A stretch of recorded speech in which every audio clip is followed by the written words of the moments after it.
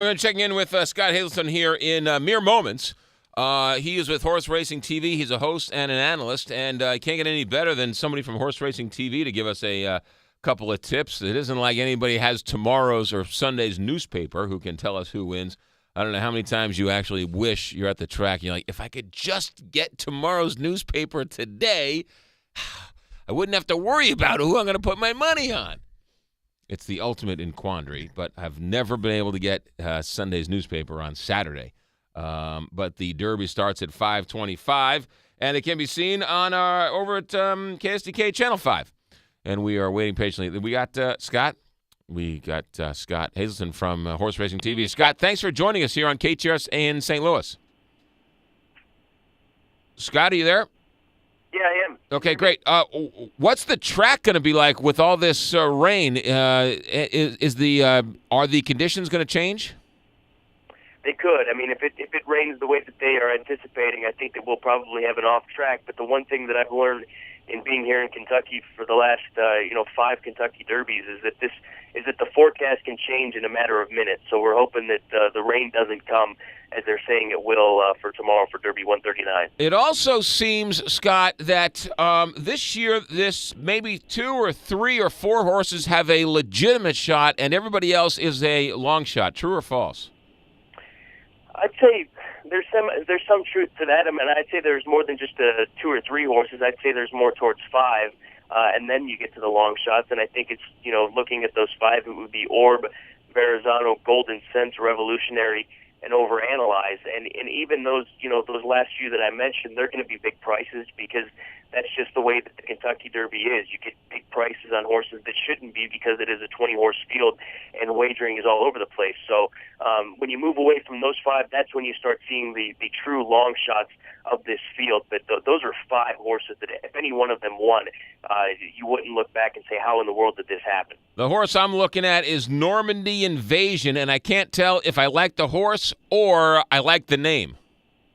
He's one of the horses that there's always sort of what they call the wise guy horse. One of those horses that's run a good race coming in, not necessarily having won his last race, but run a good second or third behind one of the main contenders, and he fits that bill. He was second behind Verrazano in the Wood Memorial, so he's got a good chance. And he's looked better as the week has gone on out here in his training here at Churchill, which is a very positive thing because, as we all know, you want that horse to peak tomorrow for Derby Day. We haven't had a Triple Crown winner since 1978 affirmed, and that probably one of the greatest athletes, affirmed, and Alydar, the greatest races, the best 3 races ever. Any chance of a Triple Crown this year? You can't say that until after the Preakness because there's no way of it. There's always Triple Crown hopes after the Derby, and then once the Preakness wraps up, that's when we know if there's the opportunity. But I've been doing this now. This is my 6th Derby, and I thought that we were going to see a Triple Crown winner with Big Brown, and I thought last year we would see a Triple Crown winner with I'll Have Another, and both times, whether it be I'll Have Another not getting the opportunity to run or Big Brown being pulled up in the race, it not happening. I mean, it's very difficult to say, and I think that a lot of people feel if it's going to come here in 2013, the horse that's built most for it to do good things in the Belmont Stakes, which is in many ways, the most difficult aspect of the Triple Crown, it would be a horse like Orb.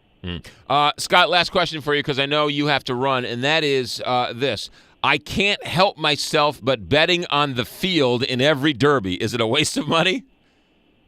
It isn't a waste of money, no, because I mean there's so much great value in this race, and I'll give you the best bet in the Kentucky Derby, and I discovered this last year. The 50-cent trifectas. Last year I hit the 50-cent trifecta, and you look at the top 3 finishers, and they were all very legitimate, and it paid for 50 cents something like $900. So throw together a bunch of different trifectas for 50 cents, invest like $100, and hope for the best. And if you hit one of them, you are making many-fold of what you invested. So I think that that's the best bet in the Kentucky Derby, the 50-cent tries. There is no winning bet that is a bad bet. Absolutely. Scott Hazelton, Horse Racing TV, thanks for joining us this morning, and good luck tomorrow. Have fun. Thank you. You got it. Scott Hazelton here on Horse Racing TV. So the 50-cent trifecta, Jackie Martin just might that might be a bet that Cager from the tender bar Jackie Martin just might be proud of. The 50-cent trifecta. He would always say, we go to the Belmont as kids, go to Belmont Racetrack. And there's two pieces of advice he would give you. Never leave the track broke because you feel like a true derelict. Always save money for a pretzel, which is probably some of the best advice I've ever gotten. As a horse racing guy, never leave the track broke because you feel like a degenerate gambler. At least have enough money for a pretzel.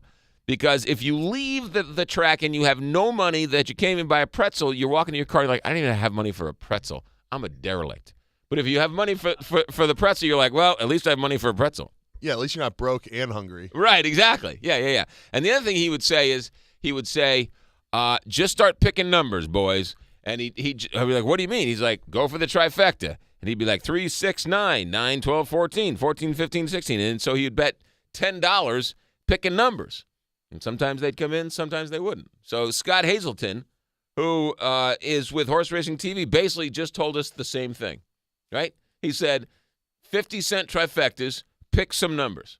You talked me into it. I might have to make a quick trip over to the track later this afternoon. I can't tell if I like Normandy Invasion because of the horse or I love the name Normandy Invasion. What a great name, Normandy Invasion. All right, so there you go. There's our primer, and I'm just as full of it as everybody else. There's my mock draft, ladies and gentlemen. So I'm putting my money right on the nose of Normandy Invasion, and then I'm going to do a bunch of 50-cent trifectas in honor of Uncle Charlie. 7:27 here on the Big 550 KTRS.